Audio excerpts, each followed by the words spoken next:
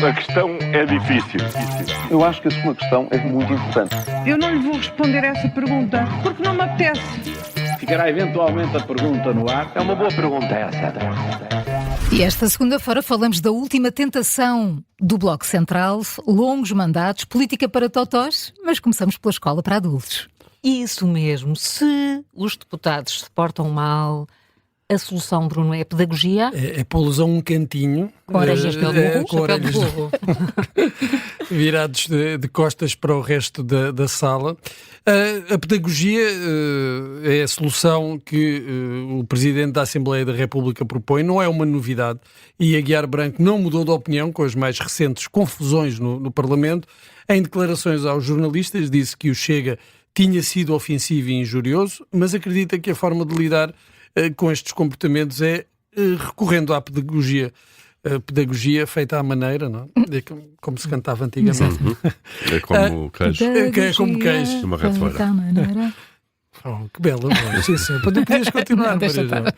Bem, mantendo a mesma linha que procurou traçar desde o início, o Presidente da Assembleia da República não acredita na eficácia de sanções pecuniárias aos deputados e que é através do voto que os portugueses devem sancionar condutas impróprias e que desprestigiam a Assembleia da República. Agora, a questão é saber até onde é que vai aqui a paciência pedagógica de Aguiar Branco. Se as coisas continuarem a agravar-se, será que Aguiar Branco mantém a mesma opinião? É oferecer uns doces a quem se portar bem. Um sorvete. Sai mais cedo. Bem, exatamente. Uns não vão para o recreio. Sai mais cedo. Paulo, e o Chega está a seguir o Manual da Ação Política? Até podemos chamar-lhe esse manual a política para totós. Aquela coleção, não é? Das várias sim. coisas para totós também há de haver uma política para totós. Certeza. E a regra número 37 deste política para totós, basicamente a regra dos truques políticos, de uso assim mais caseiro, mais de bolso, diz o seguinte: se estás com um problema dentro de casa, cria um facto político para tentar desviar as atenções.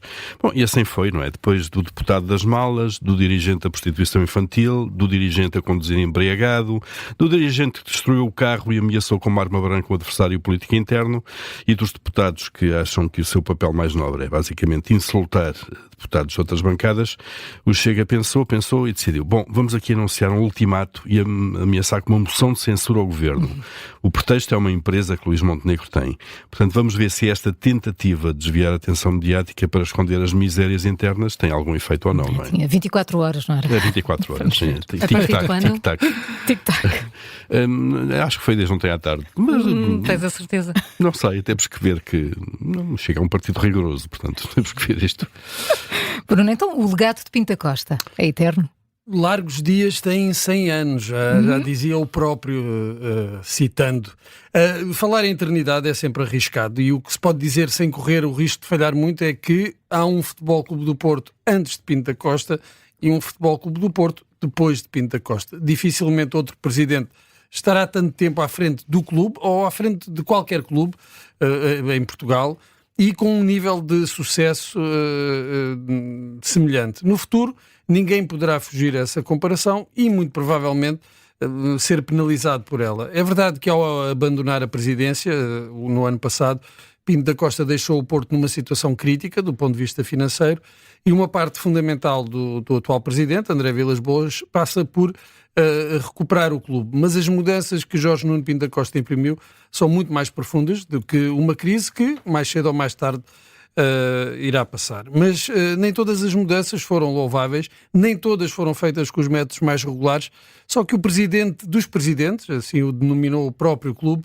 transformou o Futebol Clube do Porto e mudou a paisagem do futebol português, como poucos antes e durante o seu longo reinado.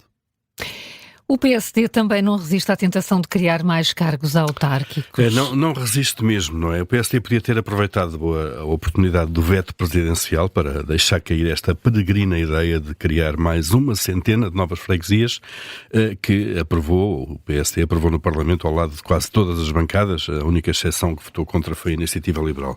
Bom, mas não. Ontem os social-democratas confirmaram que, seguindo aquilo que o PS tinha anunciado horas antes, ou um dia antes, vão também ultrapassar o veto de Marcelo Rebelo de Sousa, confirmando o diploma no Parlamento, e depois o Presidente aí vai ter mesmo que promulgar essa nova legislação.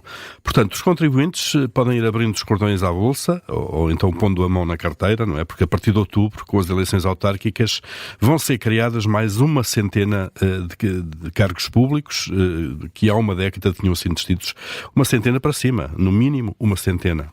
Porque depois há freguesias maiores que vão ter mais funcionários. Há matérias em que o PS e o PSD se entendem muito, muito bem em engordar o Estado para disporem de mais empregos para as bases partidárias, são, como está à vista, uma delas. A questão é difícil. Eu acho que a sua questão é muito importante. Eu não lhe vou responder essa pergunta porque não me apetece. Ficará eventualmente a pergunta no ar. É uma boa pergunta essa.